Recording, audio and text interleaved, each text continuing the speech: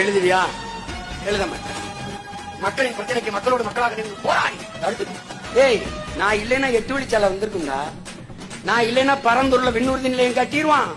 ஐயோ அம்மா, என்ன பாய் கண்ணுல விழுந்துருச்சா? கருத்து விழுந்துருச்சியா? அம்மா சாவடிக்கிறாங்களே. போயா போய் தொலை, போ. சேலம் சென்னை இடையேயான 8 வழிச்சாலை வழக்கில் கனிம வளம் மற்றும் வன விலங்குகளுக்கு பாதிப்பு ஏற்படுவதாக நாம் தமிழர் கட்சி சார்பில் தாக்கல் செய்யப்பட்ட வாதத்தை எதிர்த்து சேலம் 8 வழிச்சாலை திட்டத்தை ரத்து செய்து சென்னை உயர்நீதிமன்றம் தீர்ப்பளித்துள்ளது என வழக்கறிஞர் பாலு தெரிவித்துள்ளார்.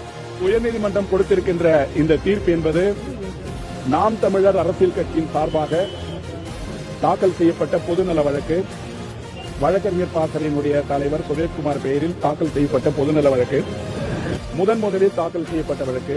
இந்த திட்டம் அறிவிக்கப்பட்டவுடன் சுற்றுச்சூழல் பாதுகாப்பு, கனிவளங்களுடைய பாதுகாப்பு, வனவளங்களுடைய பாதுகாப்பு எல்லாவற்றையும் மீறி குறிப்பாக பொதுமக்களுடைய விளை